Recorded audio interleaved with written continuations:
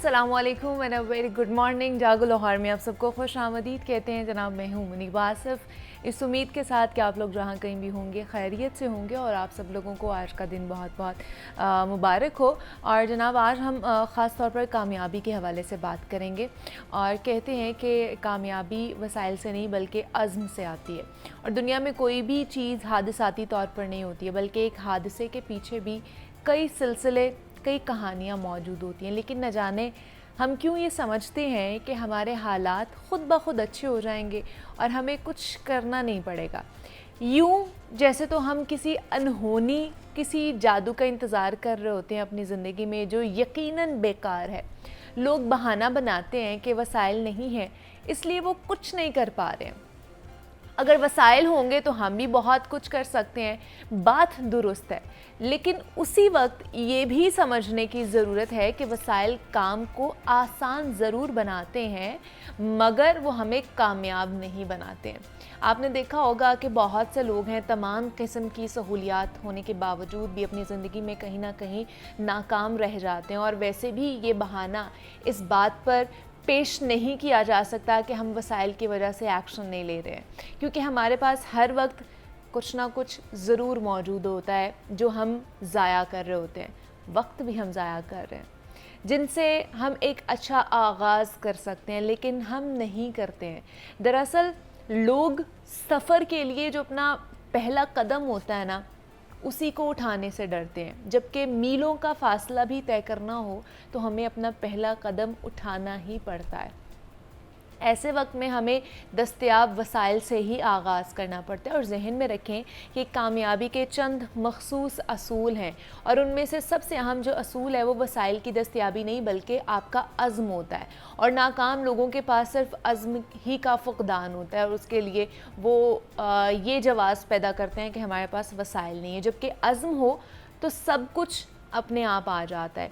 अजीम कामयाबियाँ अज़्म से हासिल की जाती हैं और कामयाबी के असूलों पर बहुत से लोगों ने रिसर्च किया। उनमें से एक बुनियादी काम एक अमरीकी नेपोलियन हिल है, उन्होंने किया है कि उसने कई सालों तक हज़ारों जो कामयाब लोग थे और नाकाम लोग थे उनका मुतालिया पहले किया, फिर उसने अपनी रिसर्च को एक किताब थिंक एंड ग्रो रिच में लिखा। उसके मुताबिक कामयाबी और तरक्की में जो आपकी आला तालीम होती है, आला डिग्री, जहानत, महारत और हुनर का जो किरदार है वो सिर्फ़ और सिर्फ 15% होता है, जबकि आपके अज़्म का, आपके मुस्बत रवैये का किरदार 85% होता है। यानी आप 85% कामयाबी सिर्फ पुरअज़्म होकर, सिर्फ एक पुख्ता इरादा बनाकर हासिल कर सकते हैं। तो अब अगर आप वाकई ही कामयाब होना चाहते हैं ना, तो पहले इस कामयाबी के बारे में सोचें जो आपको अपनी ज़िंदगी में चाहिए। अपनी ज़िम्मेदारी कबूल करें, अपनी तकदीर के आप ख़ुद मालिक बने और ये ठान लें कि आपने जो भी करना है उन्हीं हालात में रहकर करना है। कोई दूसरा आपकी ज़िंदगी, आपके हालात बदलने के लिए कभी भी नहीं आएगा। पहले ये देखें कि आप क्या हासिल करना चाहते हैं, क्या बनना चाहते हैं, फिर उसके लिए प्लानिंग करें, मंसूबा बनाएं और उस पर अमल शुरू करें। एक्शन बहुत ज़रूरी होता है किसी भी चीज़ को अचीव करने के हवाले से, क्योंकि मंसूबा कितना ही अच्छा क्यों ना हो, जब तक उस पर अमल नहीं होगा ना, कामयाबी हासिल नहीं हो सकती है। ये भी जहन में रखें कि कोई भी कामयाबी आसानी से हासिल नहीं होती है, बल्कि उसके रास्ते में बहुत सी रुकावटें होती हैं, बहुत से मसाइल होते हैं जिनको हमें हल करना पड़ता है।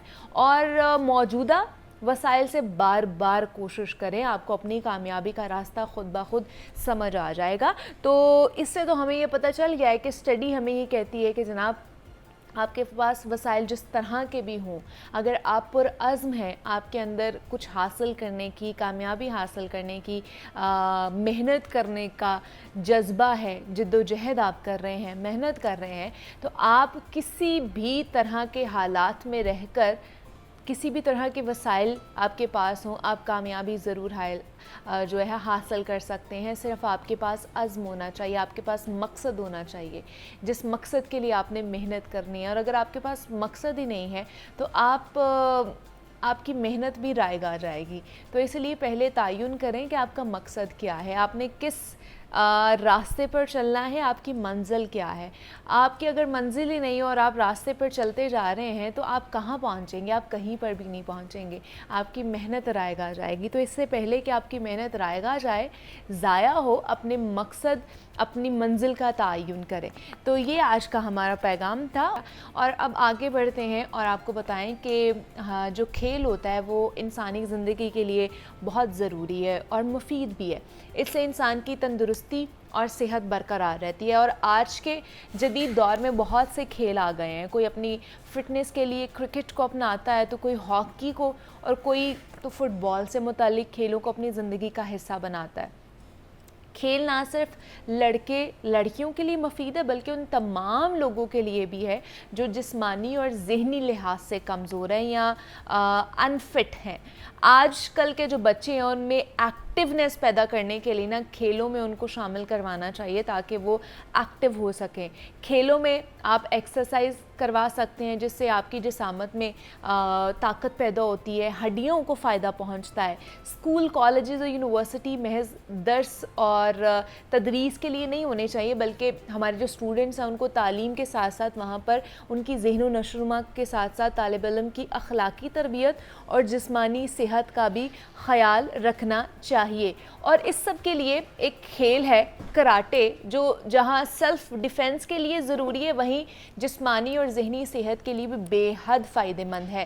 تو اس جو فوٹیجز آپ کی اسکرینز پر چل رہی ہیں اس سے آپ کو پتہ چل ہی گیا ہوگا کہ آج ہم نے کون سے مہمان کے ساتھ آپ کی ملاقات کرانی ہے. آج کے اس سیگمنٹ میں ہم نے کراٹے کے حوالے سے بات کرنی ہے کہ یہ کھیل ہماری نوجوان نسل کے لیے کیوں کر ضروری ہوتا جا رہا ہے اور اس کو کس طرح سیکھا جا سکتا ہے. تو اس پر بات کرنے کے لیے ہمارے ساتھ شمس افتخار موجود ہے جو کہ کراٹے چیمپئن ہیں. تو ان سے ان کی جرنی کے بارے میں جانیں گے، ان سے یہ بھی جانیں گے کہ کراٹے کس طرح سیکھے جا سکتے ہیں، کیا گھر پر رہ کے بھی ہم کراٹے سیکھ سکتے ہیں. تو شمس آپ کو ویلکم کہتے ہیں جاگو لاہور میں. کیسے ہیں آپ؟ ٹھیک ٹھاک. آپ سنائیں؟ میں بھی بالکل ٹھیک ٹھاک. شمس تھوڑا سا اپنے بارے میں بتائیے، اپنی جرنی کے بارے میں بتائیے. کب آپ نے سٹارٹ کیا تھا کراٹے کھیلنا؟ بس یہ 2012 میں سٹارٹ کیا تھا. ہمارے کلب کے گھر کے پاس کلب تھا تو فزیکل ایکٹیویٹیز کے لیے کیا تھا میں نے سٹارٹ. اچھا. تو پھر آہستہ آہستہ میں نے کافی اس کی طرف آ گیا تو پھر میں نے مقابلے وغیرہ کھیلے تو اس کی سے میری دلچسپی زیادہ ہو گئی. مطلب آپ نے صرف فٹنس ایکٹیویٹی کے لیے اس کو آپٹ کیا تھا، آپ کا کوئی ارادہ نہیں تھا کہ پروفیشنلی آپ اس کو پرسو کریں گے؟ نہیں، کچھ ارادہ نہیں تھا، صرف فزیکل فٹنس کے لیے تھی. اچھا. تو اس سے پھر تھوڑا سا شوق پڑا مجھے کراٹے کا تو میں نے پھر سلو ایونٹس کھیلے ڈسٹرکٹ لیول میں تو اس سے پھر مجھے زیادہ دلچسپی ہوئی. نہیں تو فٹنس ایکٹیویٹی کے لیے آپ نے کراٹے شروع کیے تھے یا ویسے ہی جم جاتے تھے اور ایکسرسائز کرتے تھے؟ یعنی فزیکل کلب جوائن کیا تھا میں نے کراٹے کا. اچھا، کراٹے ہی سٹارٹ کیے تھے. اوکے. کیوں کراٹے کیوں کیے تھے؟ مطلب باقی کرکٹ، فٹ بال یا باقی کوئی سپورٹس کیوں نہیں کیا تھا؟ کراٹے ہی بالخصوص کیوں آپ نے چوز کیا تب؟ والدہ کو پسند تھے، والدہ نے دیکھا تھا کلب ہمارے گھر کے پاس تھا. اچھا. ان کو اچھے لگے تھے تو پھر انہوں نے مجھے اس کلب میں ڈال دیا تو پھر میں نے وہاں سے کراٹے اسٹارٹ کر دی. تو تب آپ جب آپ صرف فٹنس کے لیے کر رہے تھے، اس کو سیکھ رہے تھے، تو تب کیا سیکھ رہے تھے؟ اور جب آپ پروفیشنلی اس کو آپ نے پرسو کیا تو تب اس میں کیا ڈفرینس آیا کراٹے میں؟ فٹنس میں شروع کیا تھا میں نے تب ہم رننگ وغیرہ کرتے تھے اور پش اپ، سٹ اپ، یہ وغیرہ چیزیں کرتے تھے. پھر باقی لڑکیاں کرتی ہوتی تھی ادھر ٹریننگ کراٹے کی تو پھر میں نے بھی اپنے جو کوچ تھے ان کو بولا کہ میں نے بھی کراٹے کرنے ہیں. تو وہاں سے بھی شروع ہوئی جرنی. یہ سیلف ڈیفینس کے حوالے سے کتنا اچھا ہے. چلے وہ تو ایک اکیڈمیکلی آپ کو اچھا ایک سورس مل جاتا ہے کہ آپ اسپورٹس بیس پہ ایڈمیشن لے لیتے ہیں. سیلف ڈیفینس کے لیے کتنا اچھا ہے کراٹے، اور کتنے سال کے بچوں کو ہم لوگ کراٹے سکھا سکتے ہیں؟ سیلف ڈیفینس کے لیے تو یہ کافی اچھی چیز ہے. بندہ کو اپنے آپ پہ اعتماد ہو جاتا ہے، وہ کسی بھی جگہ پہ جا سکتا ہے. اگر کوئی لڑائی جھگڑا ہو جاتا ہے اس میں خود کو سیلف ڈیفینس کر سکتا ہے، چپیڑے کرا سکتا ہے. اور یہ تقریباً 5 ایئر کی سے اسٹارٹ کر دیتے ہیں. اچھا. اور کرتے ہیں ہمارے پاس کافی چھوٹے بچے بھی ہیں. یہ پنجاب کالج میں ہمارا کیمپ ہوتا ہے کراٹے کے کلاسز، اس میں کافی 5 ایئر سے لے کے کافی بڑی ایج بھی آتے ہیں جو فزیکل فٹنس کے لیے آتے ہیں اور چھوٹے بچے کراٹے کے لیے آتے ہیں. اوکے. مطلب یہاں پر اتنا نہیں ہے، اتنا ابھی میرے خیال سے اویئرنیس شاید لوگوں میں نہیں آئی ہے، بٹ ہم باہر جب ویڈیوز بھی دیکھتے ہیں تو چھوٹے چھوٹے سے بچے جو ہے نا وہ جا کے یہ اسپورٹس کی کلاسز لے رہے ہوتے ہیں، خاص طور پر کراٹے کی کلاسز لے رہے ہوتے ہیں. اس سے آپ کی اسٹرینتھن بھی بلڈ اپ ہوتی ہے، باڈی اسٹرینتھن کافی زیادہ ہوتی ہے. ایسے تو باہر تو ویسے بھی ہر چیز پہ کی ہے جو کرتے ہیں पाकिस्तान में थोड़ा सा कम ही है, तो बच्चों को चाहिए कि एक्टिविटीज़ के लिए आने चाहिए, गेम मोबाइल की गेमें वगैरह छोड़ के। बिल्कुल ऐसा ही है। तो अभी क्या पैगाम देना चाहेंगे जो बच्चे देख रहे हैं या जो बड़े देख रहे हैं उनको, कोई भी स्पोर्ट्स अगर उन्होंने उसमें हिस्सा लेना है तो? बस ये स्पोर्ट्स में आना चाहिए लोगों को, ये फिजिकल फिटनेस के लिए काफ़ी ज़रूरी होता है आजकल के लिए। तो गेम्स वगैरह खेलने के बाहर से अच्छा बंदा स्पोर्ट्स कर ले, काफ़ी इसके काफ़ी फ़ायदे भी होते हैं, तो उसके लिए करनी चाहिए। अच्छा मुझे ये बताइए, वैसे तो यूजुअली जितने भी यहाँ पर हमारे पास टैलेंट आता है या एथलीट आते हैं वो कहते हैं जी हमारे स्पोर्ट्स को इतना जो है ना सपोर्ट नहीं किया जाता है पाकिस्तान में जितना क्रिकेट को किया जाता है, तो आप इस हवाले से क्या कहेंगे? ऐसे ही है तो बिल्कुल ठीक बात है, नहीं किया जाता था स्पोर्ट्स। हमें मैट चाहिए होता था, हमारे पास मैट नहीं था होता, ज़मीन पे हम करते थे। हमारा एक मैट होता है कराटे का, अच्छा, तो वो हमें नहीं था हमारे पास। तो अभी भी नहीं है? नहीं, अब तो आ गया, अब तो है। अब तो ले लिया, लेकिन काफ़ी वो महंगा होता है, तो आम लोग तो नहीं खरीद सकते। तो गवर्नमेंट से काफ़ी अपील थी, वो नहीं देते थे, तो वो काफ़ी मुश्किल होती थी। फिर जब अपने डिपार्टमेंट में गए हैं तो डिपार्टमेंट पास तो होते हैं, लेकिन सूबे लेवल पे, डिस्ट्रिक्ट लेवल पे इनके पास नहीं होते। तो गवर्नमेंट को चाहिए तो इनको ये मैट्स वगैरह देने, मतलब जितनी भी फैसिलिटीज़ होती हैं वो देनी चाहिए ताकि हमारा जो टैलेंट है वो आगे बढ़े और पाकिस्तान को रिप्रेजेंट करें। हमारे साथ शम्स इफ्तिखार मौजूद है। Shams, thank you so much कि आप यहाँ पर आए और best of luck for your future. जनाब कहते हैं कि सेहत है तो ज़िंदगी है, और अगर आपकी सेहत और अगर आप तंदुरुस्त हैं तभी आप अच्छे तरीके से ज़िंदगी गुजार सकते हैं। तो हम रोज़ाना की बुनियाद पर बात कर रहे होते हैं कि आपने किस तरह डाइट लेनी है, कौन कौन सी डाइट लेनी है, किस तरह आपने सेहतमंद रहना है। अगर आपके मैदा या आपकी गट हेल्थ ही अच्छी नहीं है और आपका मैदा आए रोज़ ख़राब होता है, डिस्टर्ब रहता है, तो ओवरऑल आपका जो इंटरनली फंक्शंस भी हैं वो भी डिस्टर्ब रहते हैं, और अगर आपकी जो एक्सटर्नल परफॉर्मेंस है वो भी ख़राब हो रही होती है। तो आज ख़ास तौर पर हम गट हेल्थ के हवाले से बात करेंगे कि हमारी कौन कौन सी ऐसी ग़िज़ाएँ हैं, कौन कौन से ऐसे फूड्स हैं जो कि हमारे मैदे के लिए या हमारी गट के लिए बहुत अच्छे हैं, कौन कौन सी चीज़ों से हमें परहेज़ करना चाहिए।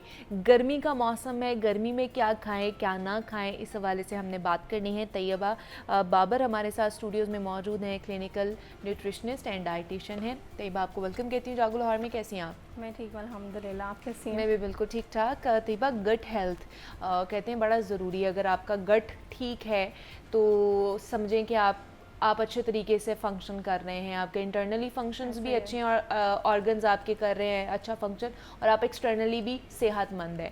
तो गट हेल्थ को सही रखना, बरकरार रखना कितना ज़्यादा ज़रूरी है, और कौन कौन सी ग़िज़ाएँ जो हैं इसके लिए बेटर हैं? बिल्कुल आपने ठीक कहा है कि बेसिकली गट जो है हमारा वो एक मेन पावर हाउस है, ठीक है, जिसमें अगर आपका गट ठीक तरीके से वर्क कर रहा है तो आपके ओवरऑल जो बाकी ऑर्गन्स हैं उन्होंने भी जो है प्रॉपर वे में फंक्शन करना है। अगर गट ही आपका ठीक नहीं है तो आप जो है आप सेहतमंद हो ही नहीं सकते हैं, ठीक है।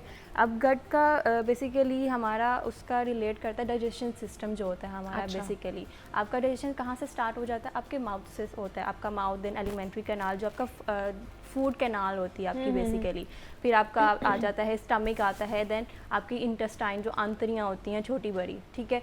ये प्रॉपर आपके माउथ से लेके आपके एंड तक मतलब ये चैनल्स है ना गट के? जी, ये एक पार्ट्स हैं, जैसे ऊपर है, फिर आपकी ये नाली आ गई है, फिर आपका स्टमक है। अब क्या है कि गट में जो है आपके डिफरेंट माइक्रो ऑर्गेनिजम्स होते हैं, ठीक है, जो कि बहुत ज़्यादा अमाउंट में पाए जाते हैं आपके इंटेस्टाइन में। इसमें बैड और गुड बैक्टीरियाज होते हैं, ठीक है। अब उन बैक्टीरियाज का काम होता है कि आपने अगर कुछ खाया पिया है, उन्होंने जो है उसको प्रॉपर वे में डाइजेस्ट करवाना या न्यूट्रिएंट्स को एब्जॉर्ब करवाना आपकी बॉडी के अंदर। अगर वो प्रॉपर वे में नहीं काम कर रहे हैं तो आपको जो है हार्मोनल इम्बैलेंस आ सकता है, स्किन के प्रॉब्लम्स आ सकते हैं, आपको जो है कॉन्स्टिपेशन इश्यूज आ सकते हैं, डायरिया, नाउजिया, एसिडिटी, जो हार्ट बर्न होता है, आपको जलन फील होती है सीने पे, इस तरह के जो है बहुत ज़्यादा जो है ना प्रॉब्लम्स फेस करने पड़ते हैं, ठीक है, अगर आपको गट का इशू है। अगर आपका एक अनहेल्दी गट है उसके भी सिम्टम्स ये होते हैं आपको अर्ली के, जैसे मैंने अभी बात की है एसिडिटी, ठीक है, आपने खाना पीना खाया तो आपको ऐसा फील होता है जैसे कि आपके गले में वो चीज़ अटकी हुई है, आपको इनडाइजेशन फील होती है, ठीक है, वो एक एसिडिटी की निशानी होती है, हार्ट बर्न की निशानी होती है, आपको फूड वो डाइजेस्ट ही नहीं हुआ। इसी तरह क्या होता है कि आपको जो है पेट में ब्लॉटिंग होती है, ٹھیک ہے, یعنی کہ آپ نے کھایا تو ہے لیکن وہ پراپر طریقے سے کیا ہے کہ وہ اس نے ایکسکریٹ آؤٹ نہیں ہوا آپ کی باڈی سے جو ہے وہ معدے کے اندر. اب لوگ کیا کرتے ہیں, ہم پاکستانی عوام یہ ہوتا ہے کہ نظر نہیں بڑھتی ہے, پیٹ بھر جاتا ہے, آنکھیں نہیں بڑھتی ہے, تو ہاتھوں پہ کنٹرول نہیں رہتا ہے. جب آپ کے ہاتھوں کو کنٹرول, آپ کیونکہ آپ کے انٹرنل باڈی نے ڈیسائیڈ کرنا ہے کہ آپ کو کھانا جو ہے بھوک لگی ہے یا نہیں ہے, آپ کے ہاتھوں نے ڈیسائیڈ نہیں کرنا ہے. بٹ یہاں پہ کیا ہوتا ہے کہ آپ کو کوئی چیز اچھی لگ رہی ہے, اس کی سجاوٹ اچھی ہے, یا پھر وہ ویسے ہی آپ کو پسند ہے فوڈ, آپ وہ کھاتے جاتے ہیں, انٹینشنلی وہ کھاتے ہیں, کیونکہ اب جیسے آپ کھا رہے ہیں, آپ کے اسٹمک کو جو ہے نا ٹائم چاہیے اس کو جو ہے ڈائجسٹ کرنے میں. آپ کے اگر وہ رننگ میں ہے نا تو تھوڑا ٹائم لے گا ڈائجیشن میں بھی. اور دوسرا یہ کہ ہمارا ٹائم ڈیوریشن بھی بہت کم ہو گیا نا, ہم نے ایک میل کھایا اس کے فوراً بعد 1-2 گھنٹے بعد ہم دوبارہ کھا رہے ہوتے ہیں, یا گھنٹے بعد دوبارہ کھا رہے ہوتے ہیں. ایگزیکٹلی, یہ بھی مسئلہ ہے ایگزیکٹلی. اب جیسے کہ بڑی عید گزری ہے, ٹھیک ہے, اب جو ہے روز ہی کوئی نہ کوئی گوشت کی ڈش بن رہی ہے, گوشت کی ڈش بن رہی ہے, پھر اس کو جو ہے لوگ کہتے ہیں اچھا نہیں اب گوشت نہیں کھانا, کچھ نہ کچھ اور الگ بنا دیتے ہیں. اس سے کیا ہوتا ہے کہ امبیلنس ہو جاتا ہے اور زیادہ ڈائٹ کے اندر.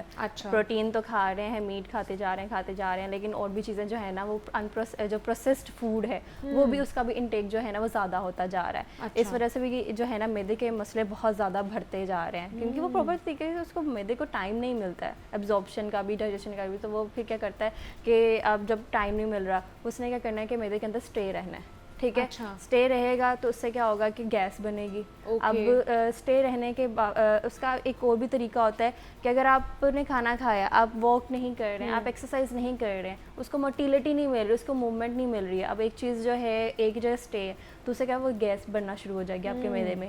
بعض اوقات ایک ہوتی ہے کہ گیس پیٹ میں بن رہی ہے, ایک ہوتی ہے جو ریلیز آؤٹ بھی ہو رہی ہے. جب وہ پیٹ میں بنتی ہے وہ بلاٹنگ ہوتی ہے, ٹھیک ہے, تو اس سے کیا ہوتا ہے کریمپس بھی بعض اوقات اسٹارٹ ہو جاتے ہیں, وہی ڈائریل کنڈیشن آ جاتی ہے. تو پھر کیا ہوتا ہے, پھر آپ کچھ بھی کھائیں گے آپ کو انڈائجسٹ ہوگا, آپ کے مطلب ہے کہ فوراً اسٹول پاس ہو جائے گا. کازز کیا ہیں کہ آپ کا جو گٹ ہے وہ جو گڈ بیکٹیریاز ہیں وہ صحیح طریقے سے کام نہیں کر رہے ہوتے, آپ کا گٹ صحیح طریقے سے کام نہیں ہوتا, اس کے کازز کیا کیا ہو سکتے ہیں؟ اس کے کازز یہ ہیں کہ ایک تو ہمارا ایک وہ پیشنٹ جو کہ فوڈ انٹالرنس ہے, ٹھیک ہے, جیسے اسپیسیفکلی جن کو ملک سے پرابلم ہو, جن کو جو ہے گلوٹن سے پرابلم ہو, ٹھیک ہے, وہ جن کو اسپیسیفک فوڈ سے ان کے اندر یہ گڈ بیکٹیریاز جو ہے نا اس طرح ورک نہیں کرتے ہیں, ٹھیک ہے. اسی طرح جو ہے اگر کوئی کسی کو کرونک ڈیزیز ہے, ٹھیک ہے, اس میں بھی جو ہے اسٹمک پرابلمس کافی زیادہ جو ہے دیکھنے کو ملتی ہے. اسی طرح جو اینٹی بایوٹک زیادہ یوز کرتے ہیں, ٹھیک ہے, ان کو بھی جو ہے نا یہ معدے کے مسئلے بہت زیادہ, کیونکہ وہ ہیوی میڈیسنز ہوتی ہیں, معدہ اس طرح وہ نہیں کیپیبل ہوتا ہے کہ وہ اس کو جو ہے ٹالریٹ کر پائے. اسی طرح جو ہے ایج فیکٹر بھی کافی ڈیپینڈ کرتا ہے, اور آپ کے جو ہے ڈفرینٹ اور بھی جیسے ہارمونل امبیلنس ہو گیا وہ بھی کافی افیکٹ کرتا ہے. اب اس میں اسٹریس جو ہے وہ بھی کافی زیادہ رول پلے کرتا ہے, کیونکہ آپ کے اسٹمک کے اندر جو ہے نا 90% جو ہے آپ کے جو ہیپی ہارمونز ہیں نا وہ اس نے کنٹرول کرنے ہوتے ہیں آپ کے گٹ نے, کیونکہ جو اس کے اندر بیکٹیریاز ہوتے ہیں انہوں نے اس کو کنٹرول کرنا ہوتا ہے. جب وہی نہیں پراپر وے, کیونکہ آپ کا گٹ کا برین سے جو ہے نا کنیکشن ہے نروس کا آپس میں, اس کو ہم کہتے ہیں گٹ برین ایکسس. یہ ایک پراپر میڈیکل ورڈ ہے جس کا یہ مطلب ہے کہ آپ کا گٹ کا برین کے ساتھ کنیکشن ہے. اگر آپ صحیح اسٹریس آپ کی باڈی میں زیادہ ہے, وہ ڈائریکٹلی آپ کے برین کو جو ہے سگنلس جائیں گے, اس سے کیا ہوگا کہ آپ کا دونوں چیزیں جو ہے امپراپر وے میں چلنا شروع ہو جائے گی, آپ کو انڈائجیشن اسٹارٹ ہو جائے گی. آپ نے دیکھا ہوگا کہ ایسے بہت سے لوگ ہوتے ہیں جو کہ اسٹریس میں جاتے ہیں تو بہت زیادہ کھاتے ہیں, اور اگر یا پھر وہ بالکل نہیں کھا رہے, اور اگر کھا رہے ہیں تو وہ پھر تھوڑا تھوڑا کر کے کھائیں گے, تھوڑا. یا بہت سے ایسے لوگ ہیں جن کو کوئی اسٹریس ہوتا ہے یا کوئی سڈن کوئی ان کو خبر آتی ہے تو ان کا پیٹ خراب ہو جاتا ہے, ان کا اسٹمک خراب ہو جاتا ہے, پیٹ میں درد ہونا شروع ہو جاتی ہے. تو یہ انٹرلنکڈ ہوتے ہیں. ایگزیکٹلی ایسے ہی ہوتا ہے. اسی طرح جو ہے آپ دیکھیں گی کہ جن لوگوں کا گٹ پرابلم ہوتی ہے ان کا جو ہے اکثر ویٹ کبھی زیادہ ہو جاتا ہے, کبھی کم ہو جاتا ہے, آٹومیٹکلی خود ہی ہو جاتا ہے. ایسے ان نوئنگلی آپ نے کوئی ڈائٹ بھی نہیں کی ہے, آپ کچھ ایسا کھائے بھی نہیں, ان کا آٹومیٹکلی یہ چیز مطلب ہے کہ ان کے گٹ ہیلتھ اچھی نہیں ہے. صحیح. اب اس کو جو ہے ہم نے ٹریٹ ایسے کرنا ہوتا ہے کہ سب سے پہلے آپ اپنی اسٹریس مینجمنٹ کریں. آپ کا اگر اسٹریس اب سائنٹیفکلی ایک ریسرچ ہے, اگر آپ کو اسمائل نہیں آ رہی ہے, آپ زبردستی اگر ہنستے ہیں نا وہ بھی ایک بہت اچھا رول پلے کرتا ہے. آپ کینسر कैंसर के पेशेंट हैं उनमें भी ये मसले आते हैं, ठीक है, मैदे का मसला उनके अंदर बहुत ज़्यादा होता है। इसी तरह डायबिटिक पेशेंट है, उनकी एंटीबायोटिक्स की वजह से उनके अंदर मैदे के मसले ज़्यादा आते हैं, तो उनको जो है उनका स्ट्रेस लेवल भी उतना ही ज़्यादा होता है, छोटी छोटी बातों में इरिटेट हो जाना। तो उसको जो है हम उनको ये कहते हैं कि आप स्ट्रेस की जो है ना एक्सरसाइजेस करें, ब्रीदिंग एक्सरसाइजेस करें, मेडिटेशन करें, ठीक है। आप जो है अपने रात के टाइम कुछ ऐसे 5 मिनट रखें, कुछ जहाँ पे फिजिकल एक्टिविटी आपकी ज़रूर डेली होनी चाहिए, कुछ ऐसी चीज़ें सोचें जो कि पॉजिटिविटी आपके माइंड के अंदर क्रिएट करें। उससे क्या होता है कि आपकी बॉडी खुद ब खुद ही एक जो है एक पॉजिटिव वर्किंग स्टार्ट करती है, ठीक है। एक ये हो गया स्ट्रेस का।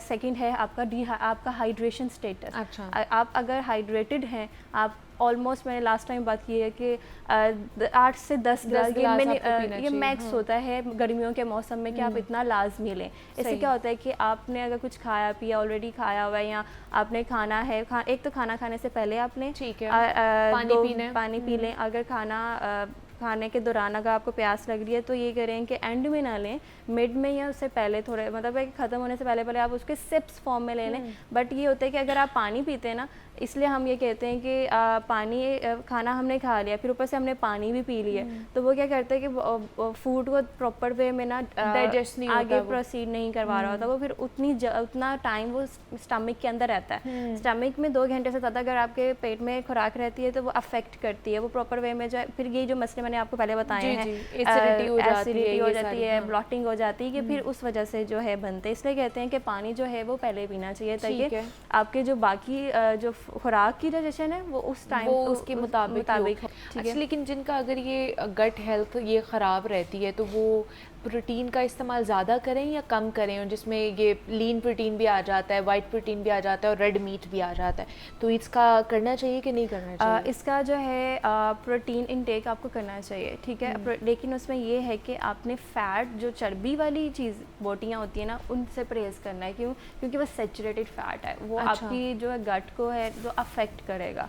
अब जिनको मसला है कि उनको वो जैसे मटन खा लिया या बीफ खा लिया, उनको फ़ौरन जो है पेट में दर्द स्टार्ट हो जाती है। उसमें ये करें कि वो पानी को जो है मटन और बीफ को 2 बार बॉईल करके उसका पानी, उसकी झागनी का जो आती है वो ख़त्म कर दी, देन उसके बाद उसको दही के अंदर पकाएं, ठीक है। दही और साथ में आप स्पाइसेस में यूज़ कर सकते हैं, अदरक, लहसुन और काली मिर्च और नमक, ये आप यूज़ कर सकते हैं स्पाइसेस और टेस्ट पर, ताकि वो बिल्कुल ही फीका ना हो। दही में पकाएंगे ना, एक तो उसका टेस्ट भी इन्हेंस होगा और वो खाने का भी दिल करेगा, चाहे वो मटन बना रहे हैं या बीफ बना रहे हैं या इवन आप चिकन भी बना रहे हैं, ठीक है। ये बहुत अच्छा है, ये आप कोई भी मैदे के मसले का जिनको मसला रहता है वो ये खाएँ, क्योंकि प्रोटीन आपकी बॉडी में जाना बहुत ज़्यादा ज़रूरी होता है, आपकी स्किन के लिए, आपके बालों के लिए, आपके इंटरनल बॉडी टिश्यू अगर ब्रेक डाउन होते हैं तो उसको रिकवरी के लिए, मतलब ओवरऑल फंक्शन आपके प्रोटीन ने करना होता है। ठीक है। आपके कार्ब्स आप लेते हैं तो वो कॉम्प्लेक्स कार्ब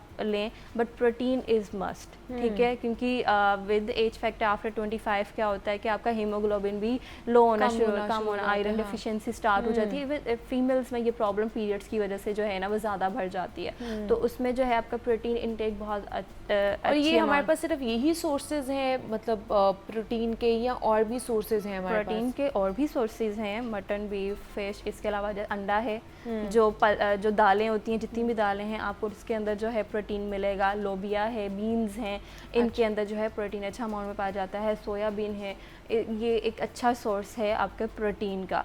आप अगर वेजिटेबल्स में भी जो है कुछ हद तक प्रोटीन पाया जाता है, लेकिन ज़्यादा अमाउंट में इनमें होता है, ठीक है, क्योंकि इन्होंने डायरेक्ट बेसिस पे जाके आयरन को भी जो है वो देखना है, फिर विटामिन B12 वो भी इम्पोर्टेंट होता है, तो ये प्रोटीन के साथ लिंक्ड करते हैं। तो ये जो है इसलिए कहते हैं कि आप प्रोटीन को मेजर सोर्स पे इससे रखें, और बाकी चीज़ों को भी ऐड ऑन, बाकी चीज़ों का अलग काम है। सब्जियों ने तो फाइबर का काम करना है, ठीक है। अगर फाइबर आप ऐड नहीं करेंगे आपको कॉन्स्टिपेशन, कब्ज़ का मसला रहेगा, ठीक है। फाइबर, हालांकि जो फाइबर या कॉम्प्लेक्स कार्ब्स होते हैं ना, वो आपके स्टमक प्रॉपर वे में उसको डाइजेस्ट नहीं करता, लेकिन उनका ये काम है कि उन्होंने स्टूल में बल्क प्रोवाइड करना है, उसको स्मूथ, उसको सॉफ्ट करना है, ठीक है। तो इसलिए फाइबर आपकी डाइट में होना ज़्यादा ज़रूरी होता है। अब जैसे कुछ सब्जियाँ हैं جن کو ہم نے اکثر آپ نے فزیشین سے سنا ہوگا کہ آپ چھلکے کے بغیر والی سبزیاں نہ لیں کیونکہ وہ بادی ہوتی ہیں. ان کا یہی ہوتا ہے کہ وہ پیٹ میں گیس بناتی ہیں. ٹھیک ہے, تو اسی طرح جو ہے نا چیزیں یہ ساری کام کرتی ہیں جو مطلب اپنی گٹ ہیلتھ کو. اچھا, اب جیسے فروٹس بھی ہیں, کچھ سٹرس فروٹس بھی آئے ہوئے ہیں, کچھ زیادہ میٹھے فروٹس بھی آئے ہوئے ہیں جن کا گلیسیمک بہت ہائی ہے, شگری, جس طرح بنانا ہے, مینگوز ہیں, تو ان میں سے کون سے اچھے ہیں جو گٹ ہیلتھ کے لیے جو گڈ ہیں؟ اگر بات کی جائے صرف گٹ ہیلتھ کی تو آپ بنانا, جیسے میں نے پہلے بتایا, وہ پری بایوٹک ہے.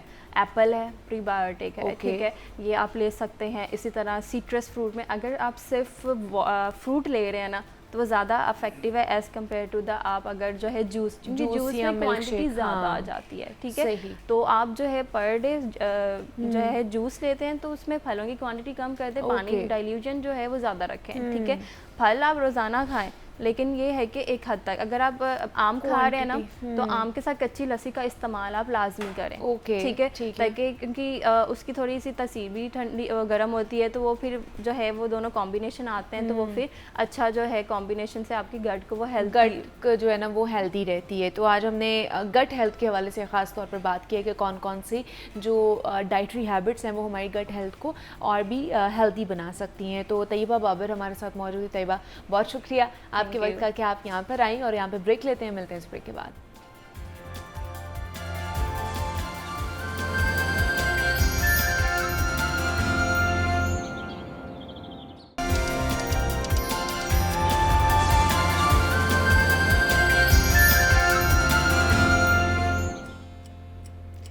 جیتھو کدی راوی لنگ جاوے, حیاتی پنجابی بن جاوے, جے راوی وچ پانی کوئی نہیں تے اپنی کہانی کوئی نہیں. تو جناب, دریائے راوی کی کہانی بس اتنی سی ہے کہ لاہور شہر کی شہرگ پر جب بھارت خنجر چلا رہا تھا تو ہمارے حکمران سو رہے تھے. 720 کلومیٹر وہ طویل دریا جو کبھی لاہور کی شان ہوا کرتا تھا, اب اس میں صاف پانی کی آمد کا سلسلہ بالکل بند ہو چکا ہے. بھارت نے اس دریا پر ایک اور ڈیم, شاہ پور ڈیم, مکمل کر کے پاکستان میں بہنے والے دریا سے صاف پانی کا حق ہمیشہ کے لیے چھین لیا ہے. یہ ظلم تو بھارت نے کر دیا, مگر ہم بھی اس ظلم میں برابر کے شریک ہیں. جنہوں نے دریائے راوی کے ساتھ ظلم کیا ہے, ہم نے پورے شہر کا گند راوی میں ڈال کر اپنا ہی ایکو سسٹم کو خراب کر دیا ہے. دریا کا پانی ختم ہونے کے ساتھ ساتھ جہاں آبی حیات ختم ہوئی ہے, وہیں ہزاروں لوگوں کا کاروبار بھی ختم ہو جائے گا. تو کیا دریائے راوی کو ہم بچا سکتے ہیں, ہماری حکومت بچا سکتی ہے؟ کیا اس کی ترجیحات میں یہ تھا کہ ہم نے دریائے راوی کو بچانا تھا, اور جب بھارت اس کے اوپر ڈیم بنا رہا تھا تو انہوں نے کوئی اقدامات اٹھائے کہ نہیں اٹھائے؟ اس پر بات کر لیتے ہیں, اور اس پر بات کرنے کے لیے سہیل کیسر صاحب ہمارے ساتھ موجود ہیں اسٹوڈیوز میں, نمائندہ لاہور نیوز ہیں. سہیل صاحب, آپ کو خوش آمدید کہتے ہیں جاگو لاہور میں.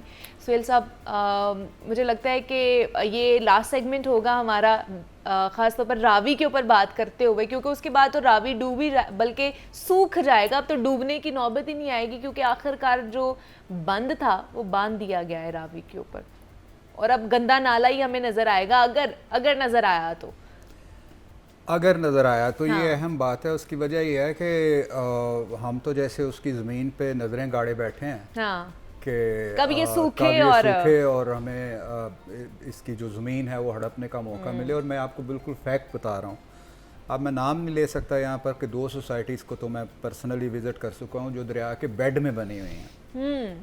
ٹھیک ہے, دریا کے بیڈ میں بنی ہیں. اس کے بعد پھر اور بہت سارے معاملات چل رہے ہیں کہ جن کے پیش نظر ہم کہہ سکتے ہیں کہ اس کی جو بچی کچی زمین ہوگی, جس حد تک بھی ممکن ہوگا, یہ تو نہیں میں کہہ سکتا کہ پورے دریا کو کر لیں گے, لیکن جس حد تک بھی ممکن ہوگا اس پر بھی سوسائٹیز بن جائیں گی, پلازا بن جائیں گے. ایک بہت بڑے پلازے کا منصوبہ جو ہے وہ بن بھی چکا ہے. سو اگر یہ ہماری ترجیحات ہوں گی تو پھر کہاں سے ہم اس بات کی امید رکھ سکتے ہیں کہ اب اس کی ریوائول کا کچھ چانس بن سکتا ہے؟ نہیں بن سکتا, بلکہ 80-90% تو یہی ہے کہ نہیں بن سکتا. بس ایک مدھم سی امید ہے کہ 10-20% کے شاید کوئی ہماری ترجیحات تبدیل ہو جائیں. تو ایک مرتبہ پھر وہی فوک گیت سننے کو ملے وگ دیے راوی بیٹ سٹاں چلیاں کنی بار دساں میں ماہی نال ملن چلیاں. مطلب فوک گیتوں کا یہ محور تھا بالکل ہوا کرتا تھا.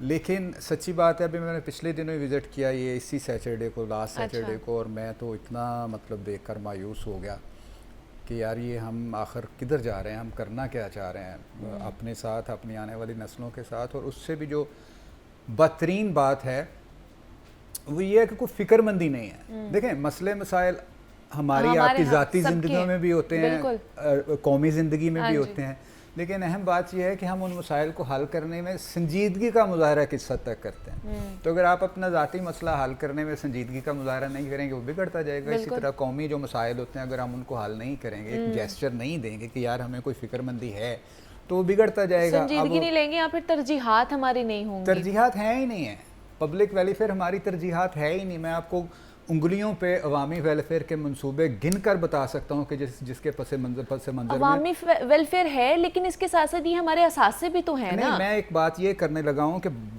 میں اتنے سارے منصوبے آپ کو بتا سکتا ہوں کہ جو عوامی فلاح و بہبود کے نام پر شروع کیے گئے, اور اس کے بعد جب پتہ چلا کہ اس کے پس منظر میں پس پردہ مقاصد کوئی اور کار فرمات ہے. اچھا ٹھیک ہے نا. تو یہ عجیب طرح کی صورتحال ہے. مطلب ایسا کوئی ایٹماسفیئر بن گیا ہے کہ کہیں سے کوئی خیر کی خبر آ ہی نہیں رہی. ہم ہر روز فیلڈ میں جاتے ہیں, لوگوں سے بات کرتے ہیں, مطلب لوگوں کو ہم لٹرلی روتے ہوئے دیکھتے ہیں. ان کو دیکھ کے پھر ہم بھی تھوڑے سے ٹسوے بہا لیتے ہیں کہ ہم بھی اسی سوسائٹی میں رہتے ہیں. بالکل ایسے ہی ہے. اور اس سے بھی جو سب سے ہے کہ یعنی کہیں حکومتی سطح پر کسی بھی معاملے میں کوئی سنجیدگی نظر نہیں آ رہی. بجلی کے بل بڑھا دو, پیٹرول کی قیمت بڑھا دو, یعنی یہ تو اگر میرے جیسا بیوقوف انسان بھی وزیر خزانہ ہوگا تو یہ کر کے تو میں بھی ریونیو اکٹھا کر لوں گا. قابلیت میری کہاں سے آئی. سو ہم بات کرتے ہیں راوی کی.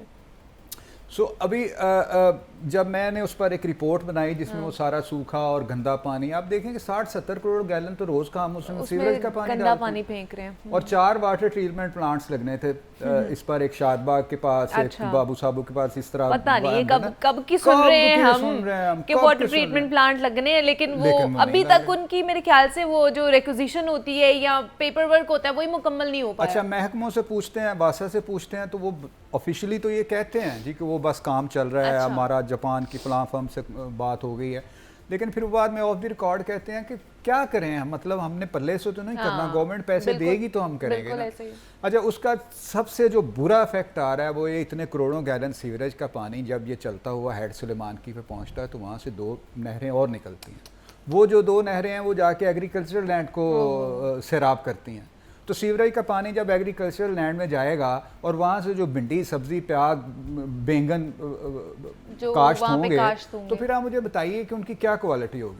ایک طرف یہ عالم ہے اور دوسری طرف پنجاب فوڈ اتھارٹی والے روز کوئی نہ کوئی کارکردگی دکھا دیتے ہیں جی ہم نے وہ جو ہے نا مضر صحت سبزیاں وہ تلف کر دیں, وہ سیوریج کے پانی سے کاشت ہو رہی تھی. وہ یار ہیڈ سلیمان کی سے نکلنے والی نہروں سے وہ پانی جا رہا ہے نا سیوریج والا, تو اس کو نہیں مطلب ہم نے دیکھنا. تو اس طرح چھوٹے چھوٹے اقدامات کر کے وہ پریس ریلیز جاری کر دیتے ہیں, وہ چل جاتی ہے, اپنی نمبر شمبر ٹنگے جاتے ہیں, جی بڑا کام ہو رہا ہے, لیکن حقیقتاً صورتحال واقعی بہت خراب ہے. اب ہم اپنے دائرہ کار سے باہر نکل نہیں سکتے کیونکہ ہمارا سبجیکٹ ہے, ورنہ تو مطلب دل اتنا جلتا ہے یہ سارے حالات دیکھ کر کے بندہ کہتا ہے کہ یار پتہ نہیں ہم کیا کریں گے. چلو ہم نے تو کوئی ماڑی چنگی زندگی گزار لی, ہماری آنے والی نسلیں کیا کریں گی. مجھے لگتا ہے ان کو تو نصیب بھی نہیں ہوگا راوی دیکھنا. کہاں ان کو پتہ ہی نہیں ہوگا کہ راوی بھی کوئی چیز تھی, دریا ہوا کرتا تھا. تو یہ صورتحال ہے, اور اس کی صورتحال کی وجہ یہ بنی ہے کہ پہلے بھارت کا جو آخری ڈیم تھا دریائے راوی پہ وہ تھین ڈیم تھا. اچھا ٹھیک ہے, جب کبھی تھین ڈیم اوور فلو ہوا انہوں نے پانی چھوڑا, پانی چھوڑ دیا, وہ یہاں پہ پانی آ گیا. پھر جب وہ ہر سال یا جو ان کا مقررہ پیریڈ تھا اس کے 6 ماہ سمجھ لیں, سال سمجھ لیں, اس کے بعد وہ براجز کے دروازے وغیرہ مرمت کرنے کے لیے اس کو بھی کھولتے تھے, اس کی مینٹین کرنے کے لیے, اس کو مطلب جو بھی ٹھیک ہے نا. تو اس دوران بھی کچھ پانی سرک آتا تھا ہماری طرف, اور یہ سارا یعنی تھین ڈیم سے نکل کر تو یہ شاہ پور جہاں پہ اب ڈیم بنایا اس اوج براج سے ہو کر, جو پچھلی دفعہ پانی آیا وہ بھی اوج براج سے آیا تھا. لیکن اب انہوں نے یہ ایبلٹی بھی حاصل کر لی کہ انہوں نے پنجاب ہاں اور جموں کشمیر کی عین سرحد کے اوپر جو شاہپور ڈیم مکمل کیا ہے. اب وہ جو تھین ڈیم سے پانی تھوڑا بہت اس کا اخراج ہوتا بھی ہے تو وہ شاہپور میں چلا جاتا ہے ذخیرہ اس کر ڈیم لیتے میں. ہیں. وہاں سے وہ پھر آگے پنجاب یا جو بھی علاقے انہوں نے کیے ہیں ان کو وہ پانی دیتے ہیں. اس لیے اب بھارت کی طرف سے بالکل صفر پانی کی آمد ہے, بالکل ختم. اور بعض دوست مجھ سے کہتے ہیں جی کہ وہ میں تو فلاں گیا تھا تو وہاں پر تو اتنا اچھا پانی تھا دریا میں. تو ان کی انفارمیشن کے لیے میں بتا دیتا ہوں کہ وہ پانی بیسکلی نہروں کا ہے جو ہم نے دریائے چناب سے نکال کے راوی میں ڈالی تھی. یہ بھی سنتاس معاہدے کا ایک حصہ تھا کہ اپنے مشرقی دریاؤں کو رواں رکھنے کے لیے ہم اپنے مغربی دریاؤں سے نہریں نکالیں گے. اور نہریں معاہدے ہمارے ہوئے اوبویسلی دونوں ممالک میں ہوئے. معاہدہ یہ ہوا کہ آپ نے کہیں نہ کہیں ایک دوسرے کو فیسیلیٹیٹ کرنا ہی ہے, تو وائلیشن کرتا جا رہا ہے بھارت, ہر چیز کی وائلیشن کرتا جا رہا ہے. تو ہمارے پاس کیا یہ رائٹ نہیں ہے کہ ہم اس کے خلاف کوئی اقدام اٹھا سکیں؟ نہیں, اس میں پہلی بات تو یہ ہے کہ جس طرح اس کے پاس یہ رائٹ تھا وہ بند کر سکتا ہے پانی ہمارا. جس طرح ہم نے بہت سارے مفروضے گھڑے ہوئے ہیں نا, ان میں سے ایک مفروضہ ہم نے یہ بھی گھڑا ہوا ہے کہ وہ جو ہے نا وہ دیکھیں جی اس نے دریا کا پانی روک لیا. اگر وہ پانی چھوڑتا ہے تو ہم کہتے ہیں دیکھیں جی وہ آبی جارحیت کر رہا ہے, ڈبونے کی کوشش کر رہا ہے. یعنی ہم نے چیزوں کو حقیقت کی نظر سے دیکھا ہی نہیں. اچھا, کل میری اعلیٰ ایک افسر سے بات ہو رہی تھی تو مجھے کہہ رہے تھے دیکھیں جو سنتاس کا معاہدہ ہے اس میں ہم نے شک رکھی تھی کہ اتنے ہزار کیوسک سالانہ پانی بھارت مشرقی دریاؤں میں چھوڑے گا. تو میں نے ان سے کہا کہ سر میں نے تو تھوڑا بہت پڑھا ہے جو انڈس واٹر ٹریٹی ہے اس میں مجھے ایسی کوئی شک نظر آئی نہیں ہے. انہوں نے کہا جی انٹرنیشنل رول ہوتا ہے. میں نے کہا جی بالکل ہوتا ہے, لیکن اس معاہدے میں مجھے کوئی شک نظر نہیں آئی جس میں یہ شامل ہو کہ بھارت اتنا سالانہ پانی جو ہے دریائے راوی اور ستلج میں چھوڑے گا. صحیح. میں نے جہاں تک سنا ہے اور جہاں تک ہو سکتا ہے میں غلط ہوں, اگر غلط ہوں تو جو صاحب کو سننا ہے تو میری تصحیح کر دیں کہ ہم نے وہ ہولی سولی اس کو بیچ دیے, اس کے پیسے لیے ہیں. اب وہ اس میں پانی چھوڑے. اب اچھا اگر وہ پانی چھوڑتا ہے تو دیکھیں اگر اس کے ڈیموں میں پانی آتا ہے تو کیا وہ ڈیم بند رکھے گا؟ ایک نیچرل بات ہے کہ اگر ہم اس کی جگہ ہوتے ہمارے ڈیموں میں اوور فلو ہو جاتا تو ہم پانی چھوڑتے, تو پانی نے بالائی علاقوں سے زیریں علاقوں میں آنا ہوتا ہے نا, تو اس نے ادھر آنا ہے. بالکل. اور دوسری بات, اسی معاہدے کے تحت وہ سالانہ 12.5 ملین ایکڑ فٹ دریائے چناب سے لے سکتا ہے. اچھا, ہاں یہ اس معاہدے کی شک ہے. اور جب وہ یہ پانی لیتا ہے تو پھر ہم کہتے ہیں جی وہ پانی لینے دریائے چناب سے وہ جو ہے پانی لے. مطلب حقیقت نہ ہم نے سمجھنی ہے. مطلب ایک عجیب طرح کا ہم نے قوم کو نا ایک وہ نعرہ دے دیا ہے کہ کوشن بنا دیا ہے اس کو کہ اپنی ہر غلطی کا ہر کوتاہی کا ذمہ دار اس کو ٹھہرا. آلریڈی گھروں میں جو پانی آتا ہے وہ ملاوٹ والا پانی آپ آر او پلانٹس پہ جاتے ہیں, سیوریج والا پانی آتا ہے. یہ ایک ایکسٹرا رسپانسبلٹی ہے بچوں کی کہ آر او تیسرے دن وہ بڑی سی 3-4 بوتلیں لیتے ہیں آر او پلانٹ, یا پھر آپ بازار سے لے کے آتے ہیں. گھروں میں تو پانی وہ جو آتا ہے پینے والا ہے ہی نہیں اور مستقبل میں اور مزید خراب ہوگا. تو یہ ریزن جو ہے نا دیکھیں یہ ہوتے ہیں آہستہ آہستہ چیزیں. ایکو سسٹم ہمارا خراب ہو رہا ہے نا سہیل صاحب, کہ اپنی ہوا دیکھ لیں, مضر صحت ہماری ہوا ہے, پانی ہمارا آلودہ ترین ہوتا جا رہا ہے. حکمرانوں کو کیا لگے, وہ لوگ تو ایسی جگہوں پہ رہتے ہیں جہاں پہ گرینری ہے, جہاں پہ آبادی بھی نہیں ہے, جہاں پر ان کو ایکسپینسو پانی پینے کو ملتا ہے, باہر سے ملتا ہے. ان کو کیا لگے؟ ارے عجیب طرح کا ایک فنامنا. اور مطلب جو باتیں کرتے ہیں پھر بندے کو ہنسی آتی ہے کہ یار دیکھیں مطلب ہمیں سمجھتے ہیں کہ شاید ہمیں کچھ نظر نہیں آ رہا یا اللہ نے ہمیں کوئی عقل ہی نہیں دی کہ آپ کیا کریں. اور میں تو بعض وزراء پہ حیران ہوتا ہوں کہ جب وہ آ کر پریس کانفرنس کرتے ہیں تو باتیں کرتے ہیں تو میں کہتا ہوں یار کسی کو وزارت اتنی بھی عزیز ہو سکتی ہے کہ یعنی وہ کھلے عام جھوٹ بول رہے ہوتے ہیں, غلط نہیں کہہ رہے ہوتے ہیں, ان کو پتا ہوتا ہے. لیکن یار وزارت کا نا دیکھیں اتنی لمبی کالی گاڑی, اس کے کالے شیشے پیچھے, سر میڈم آپ کو کہنے والے لوگ, میڈم ہم تو چھوٹی چھوٹی چیزوں کے لیے تو پھر وزارت تو ایک بڑی چیز ہے, بہت بڑی چیز ہے. تو یہ صورتحال ہے میڈم جی. اور رابی کا اس سے زیادہ اور میں کیا بات کروں کہ بس وہی جو میں نے آپ کو مشورہ دیا ہے کہ بچوں کو بات وہی ہوگی نا کہ راوی وچ پانی کوئی نہیں تے اپنی کہانی تو جب راوی میں پانی نہیں ہوگا تو پھر کہانی بھی کہاں رہے گی لاہور کی, خاص طور پر لاہور کی کیا کہانی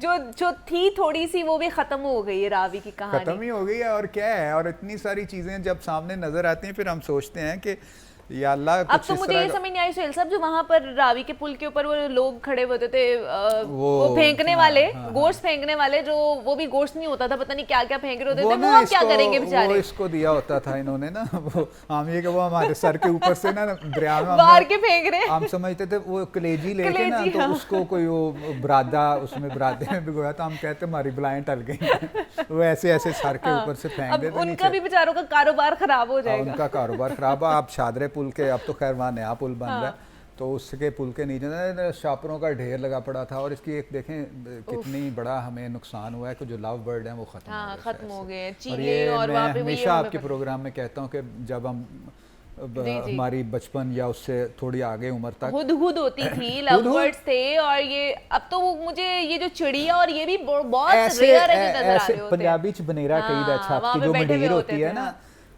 बेशुमार सुबह इनकी आवाज़ों से आंख खुली, ऐसे लाइन पे तोते, हुदहुद, बुलबुल, अब कोई भी नहीं है, अब स्वाए चील और कौवे के कोई नहीं रहा, हमें कोई फिक्र नहीं, कोई परवाह नहीं। हम जो कुछ बचे थे वो हम हलाल हलूल करके खा गए, कुछ अपना नकल हम तो सुहेल साहब जहाँ तक हो सकता है हम अपनी आवाज उठाते रहेंगे, आप लोग फील्ड में असल में ये बात है कि हम तो यही कर सकते हैं, हम यही कर सकते हैं, हमारी डोमेन यही है, हमारी आवाज उठाने की डोमेन है, हम उठाते रहेंगे। सुहेल साहब फील्ड में जाके काम करते रहेंगे, रिपोर्ट्स बनाते रहेंगे, हुकाम बाला तक आवाज पहुंचाने की कोशिश करते रहेंगे। अब उनको होश आए ना आए ये उनकी जिम्मेदारी है। कहते हैं ना कि गर्चे शाहों से इंसाफ की तवक्को तो नहीं, आप कहते हैं तो जंजीर हिला देते हैं। क्या बात है, बहुत शुक्रिया सुहेल साहब, बहुत शुक्रिया आपके वक्त का कि आप यहाँ पर आए। ब्रेक लेते हैं, यहाँ पे मिलते हैं इस ब्रेक के बाद।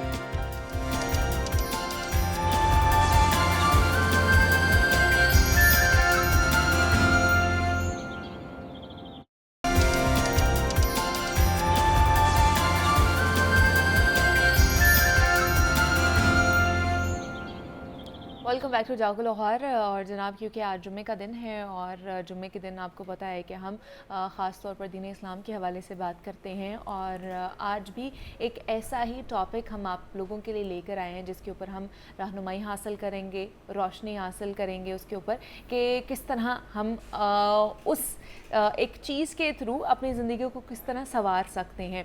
आज हमने बात करनी है सफाई के हवाले से, सेल्फ़ क्लीनिंग के हवाले से। और वैसे भी कुरान मजीद में ये हमें तालीम भी मिलती है कि सफाई निस्फ़ ईमान है, कि आपका आधा ईमान जो है ना उसको सफाई के साथ डिक्लेयर किया गया है। तो आज हम ये बात करेंगे कि सिर्फ अपनी सफाई करना जितना लाजमी है, जितनी अहमियत का हामिल है, उसी तरह अपने घर की सफाई करना, अपने मोहल्ले की सफाई करना, अपने इर्द गिर्द अपने माहौल को साफ़ सुथरा रखना भी कितना ज़रूरी है हमारे लिए। क्योंकि हमारे दिमाग में यही आता है कि अच्छा अगर सफाई निस्फ़ ईमान है तो शायद अपने घर को साफ़ सुथरा कर लेना और जो हमारे घर का गंद होता है वो अपनी गली में फेंक देना, किसी और के घर के आगे फेंक देना, और गली मोहल्ले का ख्याल ना रखना, तो वो हमारे उसमें उस ज़ुमरे में नहीं आता है, तो हम बरी जुम्मा हो सकते हैं। ऐसा नहीं है। तो इस हवाले से हमें क्या तालीमात मिलती हैं हजूर पाक सल्लल्लाहु अलैहि वसल्लम की ज़िंदगी में से, इस पर बात कर लेते हैं। और इस पर बात करने के लिए डॉक्टर पीर तारिक शरीफ ज़ादा साहब स्टूडियोज़ में मौजूद हैं, मारूफ सीरत स्कॉलर हैं। डॉक्टर साहब आपको खुश आमदीद कहते हैं जागो लाहौर में। और उसके साथ एक और गेस्ट है जिन्होंने आज हमें ज्वाइन किया है, मुफ्ती बहराम शाहिद कादरी साहब हैं, उनको भी खुश आमदीद कहते हैं। बहराम साहब आपको भी खुश आमदीद कहते हैं जागो लाहौर में। डॉक्टर साहब सबसे पहले आप इससे स्टार्ट करते हैं। सफाई निस्फ़ ईमान कहा गया है कुरान मजीद में, हमें इसकी तालीमात मिलती हैं, क्या मतलब है इसका, और क्या सफाई सिर्फ अपनी हुदूद को साफ़ करना उसी में आता है, या जिस तरह मैंने बात की है कि अपना घर हम साफ़ कर लेते हैं, अपनी सेल्फ़ क्लीनिंग कर लेते हैं, लेकिन अपना मोहल्ला साफ़ नहीं रखते हैं, गंद सारा बाहर फेंक देते हैं, जिस तरह आए रोज़ हमें नज़र आ रहा होता है, तो वो भी इसी में आता है। इसमें रब्बी मोहम्मद करीम अलैहिस्सलातु तस्लीम, सबसे पहले तो यादावरी का शुक्रिया। और आज का उन्वान भी बड़ा ही अहम है, और मैं ये समझता हूँ कि मुआशरे के हवाले से अगर इसको सही तरह समझ लिया जाए और इसका सही मानों में इबलाग हो पाए, और फिर इस इबलाग के नतीजे में जो खैर हम तक पहुँचे वो हमारी अमली ज़िंदगी का हिस्सा बनना शुरू हो जाए, तो चंद दिनों में आपको यानी शख्सी हवाले से इनफरादी दर्जे पर अपनी ज़ात के अंदर भी बहुत सारी खुशगवार तब्दीलियाँ महसूस होना शुरू हो जाएंगी, और आपका गिरदो पेश जो है वो भी खूबसूरत और साफ़ सुथरा उजला उजला होना शुरू हो जाएगा। मेरे करीम रसूल सल्लल्लाहु अलैहि वसल्लम, क्योंकि आपको अल्लाह रब्बुल इज़्ज़त ने जामिउ सिफ़ात पैदा किया, तमाम वो शख्सी खसाइल जो किसी एक शख्सियत के अंदर हम तसव्वुर कर सकते हैं वो रसूल रहमत सल्लल्लाहु अलैहि वसल्लम की पाकीज़ा ज़िंदगी में दर्जा कमाल पर हमें देखने को मिलते हैं। इसी अंदाज़ में हम देखते हैं कि ये जो नफासत का और तहारत का जो आला दर्जा और मेयार कोई हो सकता है वो रसूलुल्लाह सल्लल्लाहु अलैहि वसल्लम की पाकीज़ा ज़िंदगी के अंदर हमें नज़र आता है। और हम देखते हैं कि रसूलुल्लाह सल्लल्लाहु अलैहि वसल्लम अपने मुआशरे के अंदर जो इंतहाई नफीस तरीन शख्सियात थी उनमें शुमार किए जाते थे। और ये मामला ऐलान नबुव्वत से बाद का ही नहीं है, यकीनन बाद का तो हम तालीमात की शक्ल में, अहवाल की शक्ल में हम तक पहुँचते ही है, लेकिन उससे पहले का जो भी मामूल है उसके अंदर भी रसूलुल्लाह सल्लल्लाहु अलैहि वसल्लम का मामूल ये था कि आप जब खाना खाया करते तो आपके बारे में ये मारूफ़ है, हज़रत फ़ातिमा बिन्त असद से हम तक ये बात पहुँचती है, हुज़ूर की जो चची जान है जनाब अली करमुल्लाह वजह करीम की वालदा माजिदा, उन्होंने हम तक ये खबर पहुँचाई कि रसूलुल्लाह सल्लल्लाहु अलैहि वसल्लम अपने उस लड़कपन के ज़माने में भी इतने नफीसुल मिजाज थे कि जब आप खाना तनावुल फरमाया करते तो आपका मामूल ये हुआ करता कि आप दस्तरखान का एक हिस्सा जो है वो अपने पहलू के ऊपर डाल लिया करते। यानी जैसे आजकल हम नैपकिन डालते हैं और ताकि हमारे कपड़े जो हैं वो खाने के गिरने से और उससे महफूज रह सकें, रसूलुल्लाह सल्लल्लाहु अलैहि वसल्लम उस अरबों के मिजाज में जहाँ दोनों हाथों से खाया जा रहा होता था और यानी आप लोगों का मामूल ये था कि उनके मुंह से उनके दामन तक जो है वो खाना लपक रहा होता था, उस माहौल में रसूलुल्लाह सल्लल्लाहु अलैहि वसल्लम की नफासत का ये आलम था। और ये नफासत जो है वो सिर्फ आपकी ज़ात तक ही महदूद नहीं थी, आपके गिरदो पेश का जो माहौल था रसूलुल्लाह सल्लल्लाहु अलैहि वसल्लम उसको भी इसी आला दर्जे पर जो है नफासत का उसके लिए भी एहतमाम करते। हज़रत फ़ातिमा बिन्त असद से ये हम तक पहुँचता है कि सरकार दो आलम सल्लल्लाहु अलैहि वसल्लम का ये मामूल था कि आप जब अपने बिस्तर पर जाते उस लड़कपन में, यानी ऐलान नबुव्वत के बाद की ज़िंदगी तो ज़ाहिर एक बहुत ही आलीशान और अजीमुल मर्तबा ज़िंदगी है, वो जो लड़कपन का ज़माना उसमें भी हुजूर का मामूल ये था कि हुजूर बिस्तर पर जाने से पहले, रात को आराम के लिए बिस्तर पर पहुंचने से पहले बिस्तर को झाड़ा करते, उसको साफ करते और आपका जो तकिया मुबारक होता उसके ऊपर एक इजाफी कपड़ा बिछा दिया जाता ताकि उसके ऊपर जो है वो ज़्यादा देर तक उसका जो असल गिलाफ है वो ताज़ा दम रहे और साफ़ सुथरा रहे। और फिर सरकार का ये मामूल था कि जब हुजूर सुबह बेदार होते तो बेदार होने के बाद सबसे पहले आप अपने बिस्तर को दोबारा सही तरतीब देते, जो चादर होती है उसको तरतीब देते। तो यानी ये वो बुनियादी करीने और सलीके हैं जिनसे हमें ये खबर मिलती है कि रसूलुल्लाह सल्लल्लाहु अलैहि वसल्लम के यहाँ सफाई के साथ साथ नफासत का एक आला अरफा दर्जे का ज़ौक़ जो हमें मिलता है। और इसका सबब ये भी है कि ख़ुद कुरान हकीम में अल्लाह रब्बुल इज़्ज़त ने जिन खुश नसीबों के साथ अपनी मोहब्बत की खुशखबरी सुनाई है, जिन कबील के साथ, जिन ग्रोहों के साथ, उनमें जहाँ तौबा करने वालों के लिए अल्लाह ने इस मोहब्बत को, अपनी मोहब्बत का ऐलान फरमाया है कि अल्लाह तौबा करने वालों के साथ मोहब्बत करता है, वहीं पे अल्लाह ने दूसरी बशारत ये दे रखी है कि अल्लाह तहारत कबूल करने वालों को, पाकीज़गी इख्तियार करने वालों को, उर्फ़ आम में सफाई सुथराई को इख्तियार करने वालों को भी पसंद फरमाता है। और मेरे करीम आका का मामूल तो ये है कि हुजूर तो अपने एक सहाबी के घर जाते हैं और देखते हैं कि हुजूर तशरीफ़ फरमाया और हुजूर की छत की तरफ निगाह जाती है और देखते हैं कि वहाँ जाला लटका हुआ है। तो अल्लाह के रसूल सल्लल्लाहु अलैहि वसल्लम ये नहीं कहते कि इस जाले को मेरे जाने के बाद उतार देना, हुजूर कहते हैं एक दराज कामत जो है वो छड़ी लेकर आओ, वो छड़ी लेकर आते हैं और हुजूर खुद अपने हाथ से जाला उतारते हुए कहते हैं कि ये जो है बरकतों के नुज़ूल में रुकावट का ज़रिया बनता है। यानी रसूलुल्लाह सल्लल्लाहु अलैहि वसल्लम न सिर्फ ये कि ख़ुद अपनी ज़िंदगी के अंदर तारत और नफासत का एक मिजाज रखते हैं, उस पर अमल करते हुए नज़र आते हैं, तरगीब देते हुए नज़र आते हैं, बल्कि तरगीब के लिए अपनी अमली शहादत पेश करते हुए नज़र आते हैं। हुजूर अगर उस सहाबी को कहते तो यकीनन हुजूर के जाने के फ़ौरन बाद भी वो साफ़ हो जाता, लेकिन रसूलुल्लाह सल्लल्लाहु अलैहि वसल्लम ने उसको साफ़ करने के साथ दो पैगामात हमें दिए। एक तो ये कि खैर का अमल जो है उसकी सिर्फ ज़ुबान से तलकीन नहीं होनी चाहिए बल्कि अपने अमल से भी उसकी तलकीन होनी चाहिए। और दूसरा ये जो सफाई का अमल है उम्मी तौर पर अफराद खाना इसे एक हकीर अमल समझना शुरू कर देते हैं और इसे समझते हैं कि हमारे मुलाजमीन या मुआमिनीन का काम है या घर के किसी छोटे बच्चे का काम है या सिर्फ खवातीन का काम है। कायनात की सबसे अजीमुल मर्तबत हस्ती जो है किसी के घर चंद लम्हों के लिए मेहमान है और हुजूर अमली तौर पर अपने हाथ से उसको साफ कर रहे हैं। तो इसका मतलब ये कि हुजूर ये पैगाम दे रहे हैं कि ये इतना अजीमुल शान काम है कि इसे अगर अल्लाह का महबूब तरीन रसूल भी अपने हाथ से करे तो उनकी शान में इजाफे का ही बायस होता है, कमी का बायस नहीं होता। कमी का बायस नहीं होता। और ये उन्होंने ये भी बताया कि किसी एक के जिम्मे नहीं है, ये घर के बाकी अफराद भी इसमें हिस्सा ले सकते हैं। तो बहरान साहब, जिस तरह डॉक्टर साहब ने एक किस्सा हमें सुनाया है कि किस तरह हुजूर पाक सल्लल्लाहु अलैहि वसल्लम की ज़िंदगी में से हमें ये मिलता है कि सफाई के हवाले से, पाकीज़गी के हवाले से कि वो कितना ख्याल रखते थे। तो आजकल के दौर में भी कुछ लोग हैं जो इस चीज़ का ख्याल रखते हैं, लेकिन हमने मेरे ख्याल से زیادہ تر تو ہم نے اس کو پس پش ڈال دیا ہوا ہے اس چیز کو، تو آپ کس طرح اس کو دیکھتے ہیں؟ بسم اللہ الرحمن الرحیم. تمام تعریفیں اس اللہ کے لیے جو ایسا اول ہے جس کی ابتدا نہیں اور ایسا آخر ہے جس کی انتہا نہیں. درود و سلام کے گجرے نشاور ہوں سستی پر جو وجہ تخلیق کائنات ہیں، اور آپ صلی اللہ علیہ وآلہ وسلم کے وسیلے سے آپ کی آل اور اصحاب پہ. بڑا خوبصورت موضوع اور بڑی خوبصورت گفتگو ڈاکٹر صاحب نے کی ہے. دیکھیں نا، اسلام نے صفائی پر اتنا زور دیا کہ صفائی سے اوپر ایک درجہ رکھا جس کو طہارت کہا جاتا ہے، جس کا ڈاکٹر صاحب نے بھی ذکر کیا. نظافت اور طہارت. ایک چیز دیکھنے میں صاف ہے لیکن ہو سکتا ہے وہ ابھی اس پر کوئی نجاست لگی ہو، یعنی کہ دیکھنے میں مٹی نہیں ہے، گرد غبار نہیں ہے، لیکن اس کا جو شرعی حکم ہے پاکی والا وہ ابھی اس تک پہنچا ہے نہیں پہنچا. یعنی کہ اسلام نے اتنا زیادہ زور دیا کہ صرف نظافت پر اکتفا نہیں کیا بلکہ اس سے اوپر طہارت کا درجہ رکھا ہے. اور طہارت کو کہا گیا کہ یہ ایمان کا جز ہے، ایمان کا حصہ ہے. اور اگر قرآن پاک کو دیکھیں، مختلف احادیث کو دیکھیں، نبی اکرم صلی اللہ علیہ وآلہ وسلم نے اپنے آنے کے مقاصد جہاں خود بیان کیے یا جہاں اللہ نے بیان کی، وہاں ان مقاصد کے اندر باطن کی صفائی کا بھی ذکر ہے جس کو تزکیہ کہا جاتا ہے. اب دیکھیں نا، سب سے پہلے تو ہم چونکہ مسلمان ہیں الحمدللہ، ہمارے بہت سارے معاملات ان کے لیے بنیادی شرط ہی طہارت ہے. بالکل. اگر انسان طاہر نہیں ہوگا، جگہ پاک نہیں ہوگی، لباس پاک نہیں ہوگا، نماز نہیں پڑھ سکتا.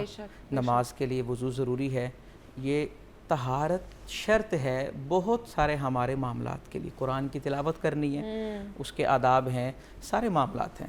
اب اسی طرح اس کے علاوہ اگر یہ فرائض کو چھوڑا جائے، یعنی کہ فرائض مکمل ادا کیے جائیں، اس کے علاوہ یعنی کہ دین صرف یہ نہیں کہتا کہ آپ نے نماز پڑھنی ہے تو وضو کر رہے ہیں، اس کے علاوہ بھی سمجھایا یہی جا رہا ہے. مسنون طریقہ یہی ہے کہ انسان ہر وقت باوضو رہے. جو وضو کر کے سوتا ہے، یعنی کہ اس کا مطلب ہے اس نے صفائی کا اہتمام کیا. ابھی جس طرح بستر کے حوالے سے تو بات سماعت کر لی، کپڑوں کے حوالے سے سماعت کر لی. دیکھیں ہم جس نبی آخر الزمان صلی اللہ علیہ وآلہ وسلم کی مثال دے رہے ہیں، ان کی نظافت اور طہارت کا عالم یہ ہے کہ کبھی وہ لباس جو پہن کر اتار دیا ہے اس پر کبھی مکھی نہیں بیٹھی. یہ ان کی نظافت اور طہارت کا عالم ہے. یہ بتایا جا رہا ہے انسان کو. اور دیکھیں، جو آدمی طہارت کا اور صفائی ستھرائی کا خیال نہیں رکھتا نا، وہ صرف ایک برائی میں مبتلا نہیں ہوتا، بلکہ وہ بہت ساری برائیوں میں مبتلا ہو جاتا ہے. وہ سب سے بڑی چیز جس میں وہ مبتلا ہوتا ہے اس کا وہ بے حس ہونا، وہ بے حس ہو جاتا ہے. اب دیکھیں، ہمارے ہاں ایک کنسیپٹ ہے اور جو کہ انتہائی غیر اخلاقی بھی ہے، غیر شرعی بھی ہے. گند ہے، ڈالے جاؤ کیوں؟ صبح صفائی ہو جائے گی. حالانکہ صفائی کا طریقہ یہ نہیں ہے کہ گند اکٹھا کر دیا جائے. صفائی کا طریقہ یہ ہے کہ گند ڈالا ہی نہ جائے. ہر چیز کا ایک طریقہ ہوتا ہے اور اسے اس کے مطابق رکھا چاہیے. سب نے لفظ سنا ہوگا ظلم کیا ہوتا ہے. اب ظلم کا لفظ سنتے ہمارے ذہنوں میں جو تعریف آتی ہے وہ یہ ہے کہ جناب کو کسی کو زد و کوب کرے، مارے پیٹے. حالانکہ ظلم کو جب ڈیفائن کیا گیا تو کیا ہے؟ وضع شیء فی غیر محلہ، ایک چیز کو اس کی جگہ سے اٹھا کر کہیں اور رکھ دینا. غیر محل میں کسی چیز کو رکھ دینا یہ ظلم ہے. اگر مثال کے طور پہ ایک شخص کچرا جو ہے وہ ڈسٹ بین کی بجائے کہیں اور رکھتا ہے تو وہ ظالم ہے. یعنی کہ اگر ہم غور و فکر کریں تو صرف صفائی نہ کرنے کی وجہ سے ہم بہت ساری برائیوں میں مبتلا ہو رہے ہیں. اور دیکھیں،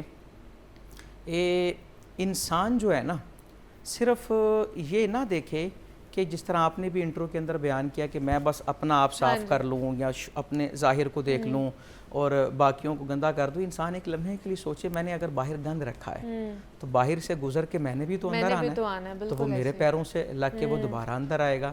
سارے معاملات وہ جہاں سے شروع ہوا سلسلہ وہیں آ کر ختم ہو جائے گا اور اس کی اینڈنگ نہیں ہوگی.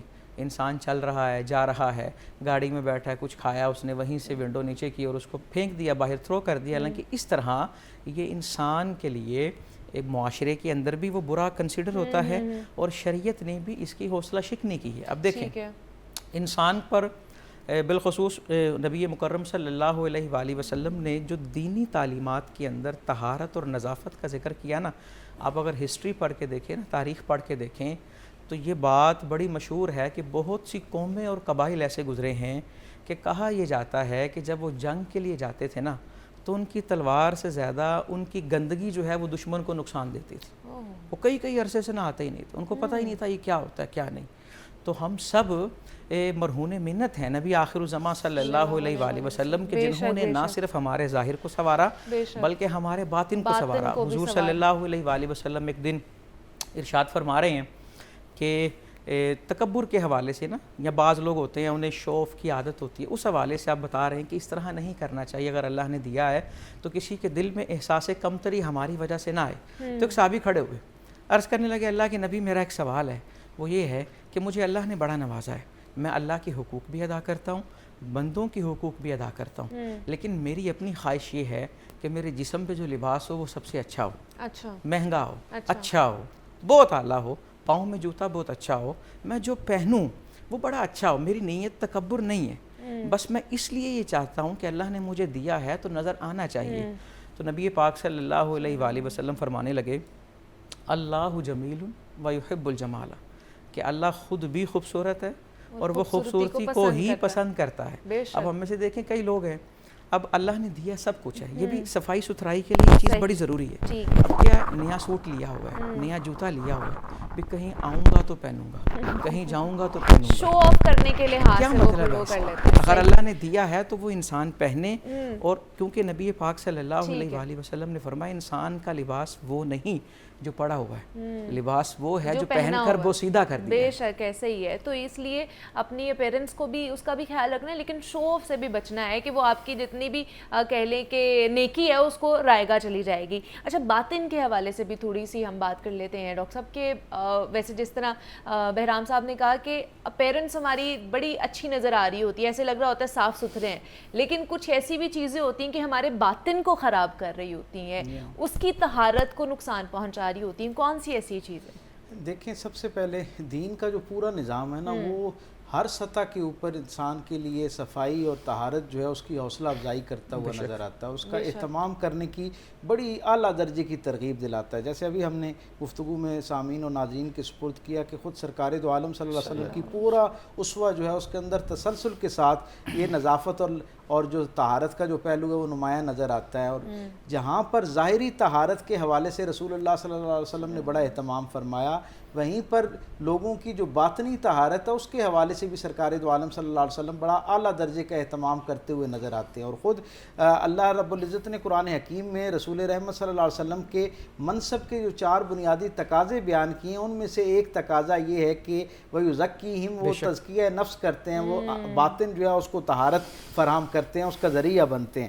اور اس کا طریقہ کیا ہے, خود جناب علی کرم اللہ وجہ کریم سے حضرت حسن بصری یہ روایت کرتے ہیں کہ آپ ہمیں بہت زیادہ نفاست کا اور طہارت کا اہتمام کرنے کے لیے کہتے اور کہا کرتے کہ جو آپ کی ظاہری طہارت ہے جب یہ مستقل آپ کی عادت بننا شروع ہو جاتی ہے تو آپ کے لیے باطنی طہارت اختیار کرنا آسان ہو جایا کرتی ہے. سو اس کا بھی بڑا گہرا تعلق ہے ہمارے عمومی طور پر باطنی طہارت, اپنے اندر کو صاف کرنے کے حوالے سے جو لوگ محنت کر رہے ہوتے ہیں ان کے بارے میں یہ تصور کیا جاتا ہے کہ اگر اجلے کپڑے انہوں نے نہیں پہن رکھے, شکن آلود ان کے کپڑے ہیں, بدبو ساتھ سے آ رہی ہے, بے ترتیب بال موجود ہیں, تو کوئی بات نہیں, یہ اپنی باطن کی صفائی پر لگے ہوئے ہیں. اللہ کے رسول جنہیں اللہ نے سب سے بہترین باطن اور ظاہر کی طہارت کا حوالہ اور مثالیہ بنایا ہے, ان کے مزاج کا حصہ تو یہ ہے کہ رسول اللہ صلی اللہ علیہ وسلم کئی دن تک جو آپ کے استعمال میں آنے والا چادر ہوا کرتی تھی اس کی شکنیں جو ہیں وہ اس کے اندر نہیں پڑتی تھیں. حضور اتنے نفاست کے ساتھ اس کو استعمال کیا کرتے تھے. وہ جو رسول ظاہری زندگی پہ اس درجے کی طہارت کا اہتمام کرتا ہوا نظر آتا ہے, باطنی درجے پہ کس طرح کی خوشگواری جو ہے وہ آپ کے پیغام کے اندر موجود ہوگی. یقیناً باطنی طہارت کا دروازہ جو ہے نا وہ آپ کی آنکھ ہے. جب آپ کی آنکھ پاک ہونا شروع ہو جاتی ہے تو آپ کا دل جو ہے وہ پاک ہونا شروع ہو جاتا ہے. اسی لیے صاحبان حال نے ہمیں یہ بات بتائی کہ یہ جو آنکھ ہے یہ دل کا دروازہ ہوا کرتی ہے. جس گھر کا دروازہ محفوظ ہو جاتا ہے وہ گھر محفوظ ہو جایا کرتا ہے.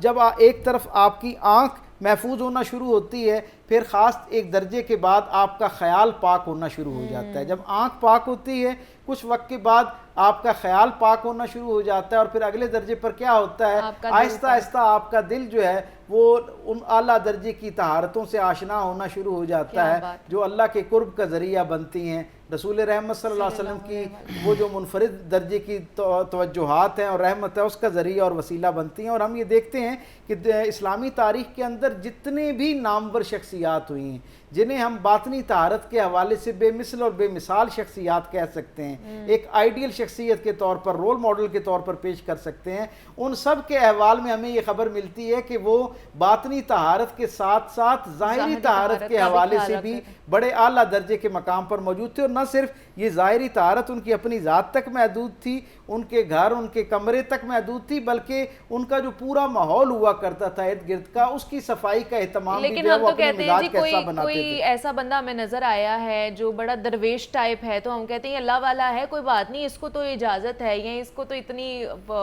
वो अल्लाह ताला ने दी हुई है कि ये अपना अपनी ज़ाहिरी हालत का ख्याल ना भी कितना रखे ही आला दर्जे का दरवेश हो, हम सब ये जानते हैं कि अल्लाह ने हमारे लिए जो रोल मॉडल बनाया है वो रसूलुल्लाह सल्लल्लाहु अलैहि वसल्लम की ज़ात गिरामी है। हर वो शख्स, हाँ, उसके अंदर मौजूद हर वो आदत जो रसूलुल्लाह सल्लल्लाहु अलैहि वसल्लम के मिजाज के करीब तर है, वो हिदायत के करीब तर है, वो अल्लाह की रज़ा और रोशनी के करीब तर है। और मेरे रसूल की ज़िंदगी हमें ये पैगाम देती हुई नज़र आती है कि अल्लाह उन लोगों को अपना कुर्ब अता किया करता है जो ज़ाहिरी और बातनी तहारत का एहतमाम किया करते हैं। और मैं बार बार ये इस पे गौर यानी फोकस करना चाहता हूँ और मैं चाहूँगा कि हमारे सामीन और नाजरीन भी इसकी तरफ मुतवज्जो हों कि ये जो ज़ाहिरी तहारत है ना, इससे मुराद सिर्फ मेरा घर, मेरा बेडरूम, मेरा कमरा ही नहीं है, मेरे जो गिरदो पेश का माहौल है, मेरा मोहल्ला है, मेरी गली है, मेरी मस्जिद है, मेरा मकतब है, जहाँ मेरा वर्क प्लेस है। यानी अमूमी तौर पर हम आपने देखा होगा कि बहुत पढ़े लिखे लोग और अपनी ज़ात में बड़े नफीस और लतीफ़ लोग, बेहतरीन खुशबू लगाने वाले लोग जो हैं, अपने वर्क प्लेस पर गंद छोड़कर ऑफिस से निकल रहे होते हैं। वो ये समझते हैं कि इसको साफ करने की जिम्मेदारी किसी और की है। अल्लाह के रसूल से बड़ा मकाम और मनसब वाला कोई नहीं हो सकता। और हुजूर जब अपने मकाम से उठा करते थे तो वहाँ जो कोई इजाफत मौजूद होती थी उसको समेट कर वहाँ से उठा करते थे। तो इससे हमें ज़िंदगी में एक रोशनी लेनी चाहिए। बेशक ऐसे ही है। और हम इसी तरह के जो इम्पॉर्टेंट टॉपिक्स हैं वो आप लोगों के लिए हर हफ्ते लेके आते हैं जिससे हमारी जो अदना सी तालीमात हैं उसमें इजाफा हो सके। हमारे साथ डॉक्टर पीर तारिक शरीफजादा साहब मौजूद थे। डॉक्टर साहब बहुत शुक्रिया आपके वक्त का। और साथ साथ मुफ्ती बहराम कादरी साहब ने भी हमें ज्वाइन किया था। बहराम साहब आपका भी बहुत शुक्रिया। मुझे इजाज़त दीजिए, ख्याल रखिएगा, अल्लाह हाफ़िज़।